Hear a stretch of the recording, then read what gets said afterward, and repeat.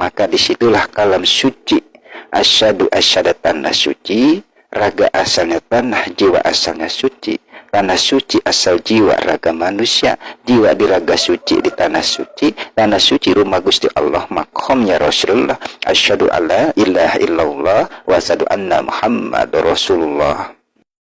Bismillah, mimitina nyuhun pangestu ku Gusti Nu Maha Suci. Salawat sareng salam ke Kanjeng Nabi Agung terpuji Sayyidina Muhammad ibn Abdillah wa ala alihi wa sahbihi ajmain. Salam sejahtera kepada Nabi dan Rasul terpuji dina tata Sunda Nusantara. Sampurasun kepada wali suci leluhur karuhun paku bumi nu ngajaga rahayu tina tata Sunda. Wibu alus wir kumpi alam sing kuring ngaturkeun rasa bakti mulihkeun ageman budi luhur tasawuf jati Sunda siloka Sunda buhun Sunda wiwitan oleh kejati mulang ka asal suluk sukma sejati sukma sancaang. Mugi berkah turun tu aya pegat ngiring rahayu kehidupan kesekumna saudara satu udara tina tatar Sunda. Salam rahayu ke saudara satu udara. Assalamualaikum warahmatullahi wabarakatuh. Pada kesempatan ini Mistiki Santang ingin membagikan tentang apa itu yang dimaksud dengan tanah suci dalam ajaran tasawuf jati Sunda siloka Sunda buhun Sunda wiwitan, mengenai tentang sukma sejati berasal dari tanah suci.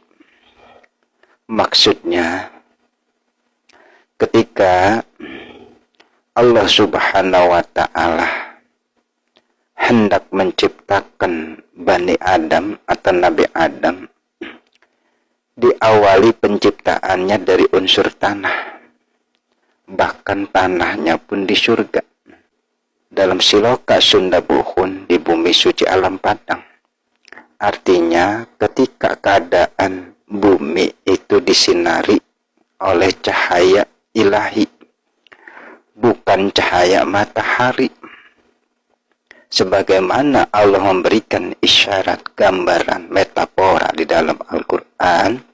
Allah cahaya langit dan bumi, Allah cahaya di atas cahaya.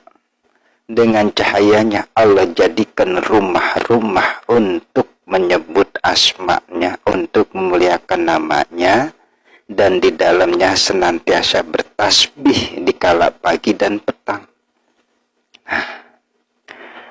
Di antara rumahnya itu ialah jasad Nabi Adam yang dibentuk dari unsur tanah.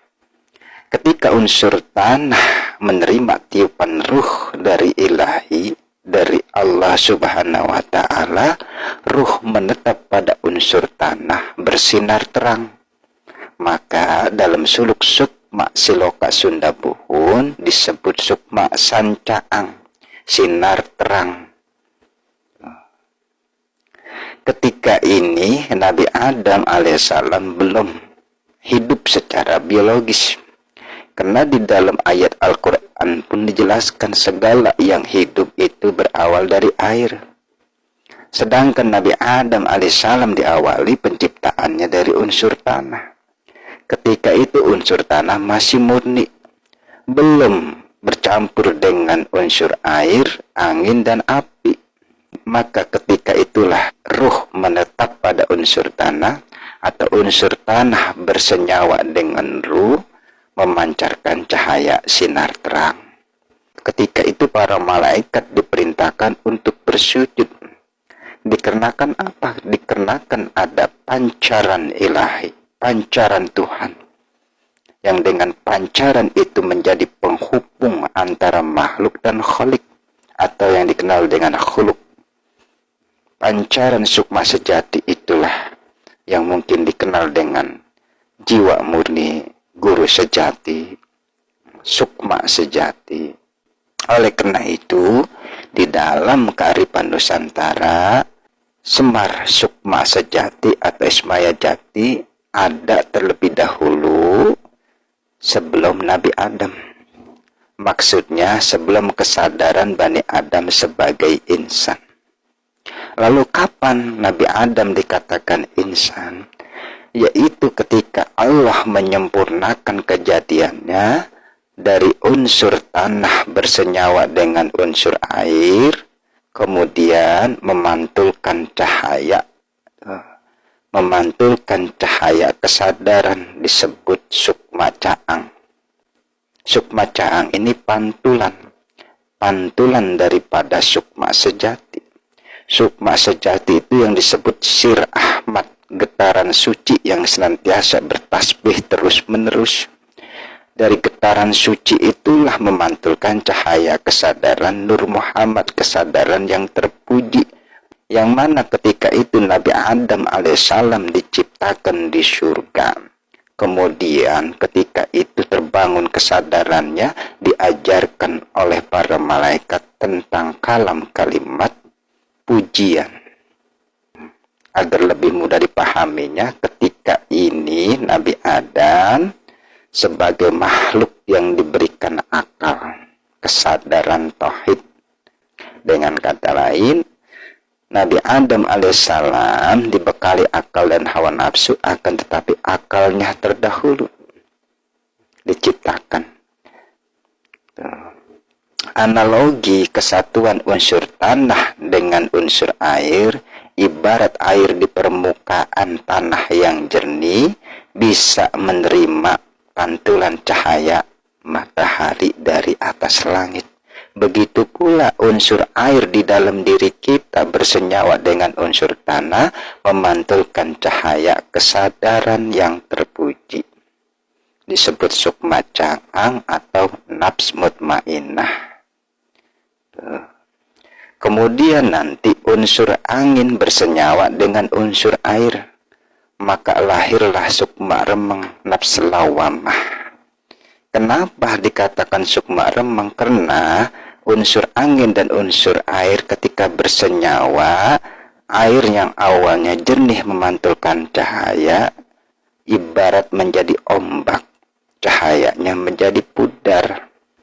Makanya disebut sukma remeng.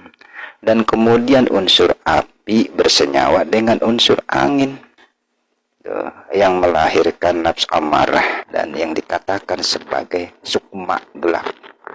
Jadi itulah Quran mengatakan bahwa manusia diciptakan dari diri yang satu, nafs wahidah, maka baginya ada tempat menetap dan tempat simpanan. Menetapnya pada unsur tanah sebagai sukma sejati, sebagai nafs wahidah, kemudian tersimpan pada unsur air di sulbi Adam sebagai kesaksian setiap jiwa Bani Adam. Nantinya dari sulbi Adam itulah menjadi benih setiap keturunan anak Adam yang nanti dibentuk jadi janin dalam rahim, tempat menetapnya tiupan ruh dari Allah sebagai jati diri keturunan anak Bani Adam.